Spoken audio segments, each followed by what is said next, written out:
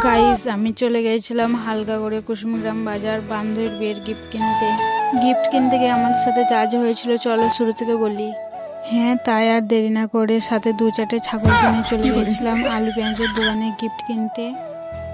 কিন্তু কি আর বলবো, ছাগল দুটোকে নিয়ে দোকানে তো চলে এলাম, কিন্তু দোকানে এত মাল থাকতেও আমাদের একটা জিনিসও পছন্দ হচ্ছিল না।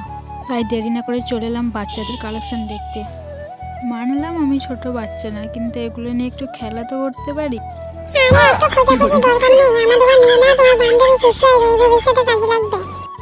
আচ্ছা ঠিক আছে, এতবার করে যখন বলছো তখন তোমাদেরই নিয়ে নিচ্ছি। তারপর কাকা আমাদের গিফটটা প্যাক করে দিল। এবার চলো কিছু খাওয়া যাক। A few moments later. তারপর আমরা নিয়ে নিয়েছিলাম একটা করে সিঙ্গারা আর একটা করে দই। আর এদিকে ছাগলটাকে দেখো, পয়সাতে নামই নেই, খেয়েই চলেছে। আর তোমরা তো জানোই যে ছাগলের সিঙ্গারা দই হজম হবে না, তাই সে একটা স্প্রাইটের গাড়ি কিনে নিয়েছিল খেয়ে হজম করবে বলে।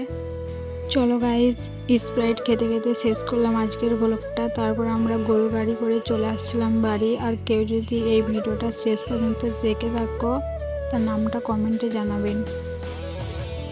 Bye bye.